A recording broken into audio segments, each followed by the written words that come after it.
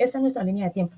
Inicia desde la década de 1950 y finaliza en la década del 2020. Es muy importante resaltar que la evolución de la inclusión educativa a lo largo de las décadas refleja tanto los cambios en el ámbito internacional, pues, así como las transformaciones políticas, sociales y legislativas en el ámbito nacional. Este trabajo está realizado por Lady Juliet Cuartas, Jennifer Licen Moreno, Karen Yampira y Mariluz Rivera. Década de 1950. Bueno, esta década fue muy importante porque allí fue el nacimiento de las instituciones políticas de la educación especial, aunque en ese tiempo aún eran segregadas. En ese tiempo se miraba la inclusión como una educación segregada, donde se creaban escuelas especiales aparte.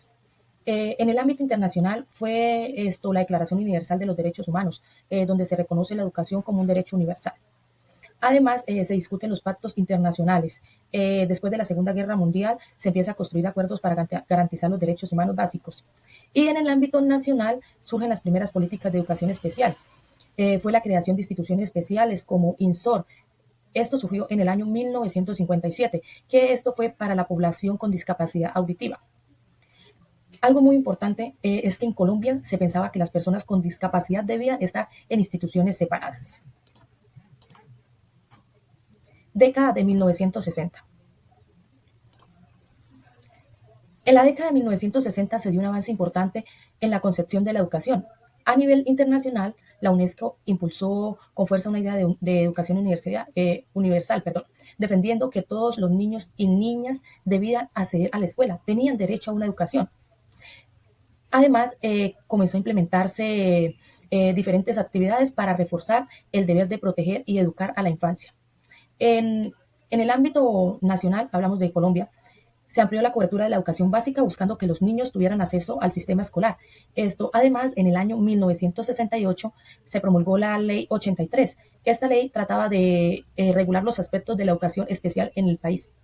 Otra cosa, en esta época la inclusión todavía se entendía como una atención diferenciada de programas especiales para ciertos grupos, pero aún con un enfoque segregado. 1970, en los años 70 hablamos de que se da el inicio de la integración escolar, donde se reconoce que las personas con discapacidad tienen derechos, pero todavía no hay un cambio como profundo en el sistema educativo. En los 70 se empieza a fortalecer el movimiento de los derechos humanos a los que repercute la mirada hacia las personas con discapacidad. Se hablaba principalmente de la integración escolar, pero no de la inclusión. La ONU en 1971 proclama la Declaración de los Derechos de las Personas con Retraso Mental y en 1975 hace la Declaración de los Derechos de los Impedidos. Entonces, esas declaraciones no son unas leyes obligatorias, pero sí sirvieron como una base para que los países generaran una legislación nacional. En educación siempre se va a hablar de una educación especial, pues como un derecho humano. En un contexto nacional, como es Colombia, Colombia adopta lentamente el lenguaje de la educación especial más de la inclusión. Y en 1974 surge el decreto 080 que organiza la educación media y diversificada y abre la posibilidad de atender estudiantes con necesidades especiales, aunque no de manera obligatoria. Y en 1976, el Instituto Colombiano de Bienestar Familiar inicia programas de atención a la infancia, incluyendo menores con discapacidad. Ya si nosotros hacemos como un concepto de la inclusión en estos años 70, se habla del término que se utilizaba, que era la integración, lo que significaba que el estudiante con discapacidad tenía que adaptarse al sistema regular, pero no a una transformación de un sistema educativo. Para este año había dos anclas. Entonces, en la inclusión estaba la Declaración de los Derechos de los Impedidos en la ONU de 1975 y en la parte de historia social, la crisis del petróleo y los movimientos sociales mundiales que reclamaban más equidad y pues más derechos.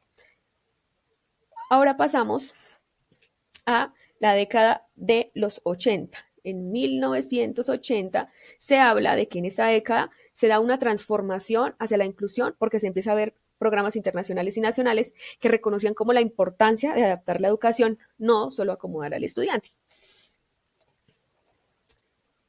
En este contexto internacional, porque es más internacional, se habla de que fue una década marcada por el impulso de políticas de igualdad de oportunidades.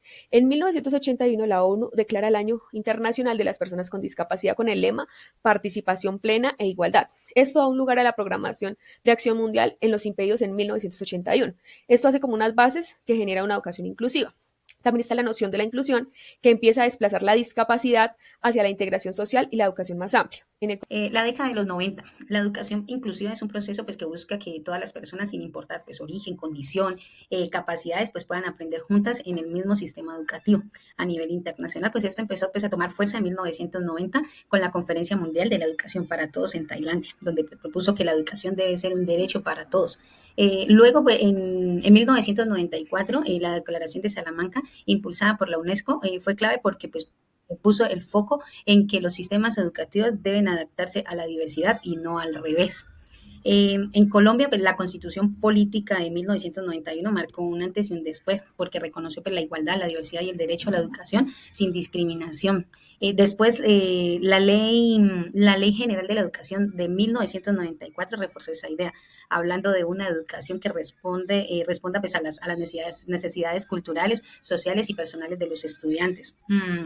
Antes se hablaba de la inclusión no solo para personas con discapacidad, pero pues se entiende como un enfoque más amplio que reconoce la diversidad en todas las formas. Todo esto pues ha llevado a que las políticas educativas puedan garantizar, o sea, busquen, perdón, garantizar el acceso a la permanencia y al aprendizaje de todos y todos pues sin excluir, perdón, a nadie. También pues vamos a hablar sobre la década de los 2000. Esta década pues durante la década de los 2000 la inclusión educativa siguió avanzando pues a nivel global y también pues en Colombia, ¿no? En este año de los 2000 los países acordaron los objetivos de desarrollo del milenio, donde uno de los compromisos más importantes fue garantizar el acceso universal a la educación, es decir, que todos los niños y las niñas pues pudieran estudiar.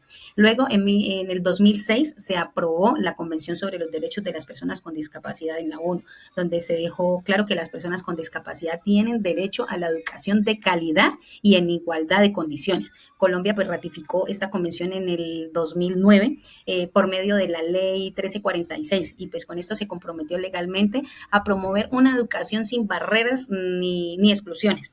A nivel nacional, entre los 2000, en el 2006 y en el 2009, el Ministerio de Educación comenzó a crear lineamientos de educación inclusiva, con enfoque que reconoce pues, la diversidad como parte natural del aula.